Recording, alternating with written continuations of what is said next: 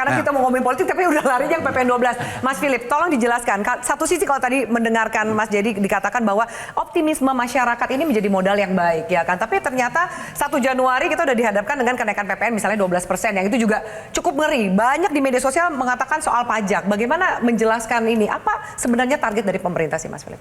Yang pertama itu kan menjalankan undang-undang yang sudah ditetapkan dan memang Januari itu sudah harus naik 12%.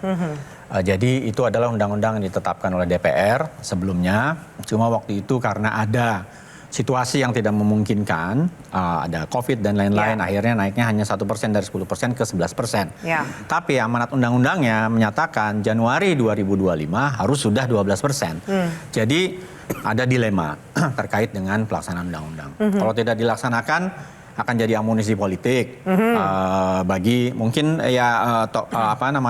menimbulkan dinamika politik yang tidak perlu. Di sisi yang lain kita tahu ada tadi disampaikan oleh bestie saya. Jadi nggak salah saya memperkenalkan bestinya Mas Philip, ini salah duduknya nih.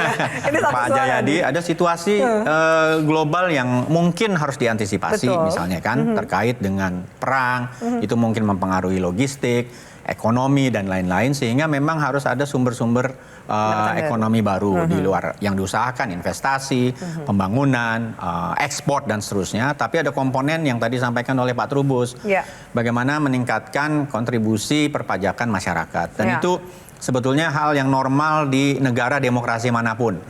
Kontribusi masyarakat itu elemen penting bagi representasi.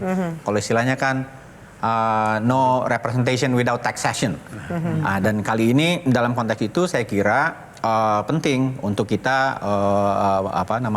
memahami soal kenaikan pajak ini. Yang pertama yang paling penting itu amanat undang-undang yang harus dilakukan. Tentu saja kemudian ada dinamika masyarakat. Akibatnya tadi yang disampaikan Pak Trubus, ada pengecualian atau pengalokasian untuk insentif dan lain-lain sebesar 265 triliun sekian.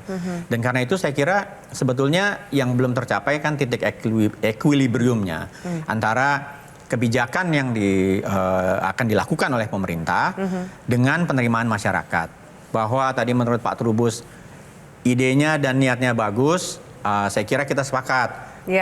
Usulannya mengadakan sosialisasi yang lebih masif, edukasi pada masyarakat, itu harus dikerjakan. Karena pemerintahnya juga baru berjalan 2 bulan. Tentu saja. Jadi sabar dulu nih. Ini kan lagi menetapkan fondasi meskipun katanya keberlanjutan.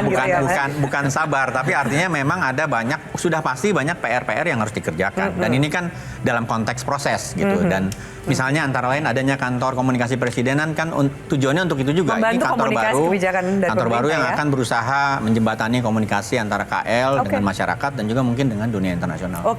Jelajahi cara baru mendapatkan informasi. Download Metro TV Extend sekarang.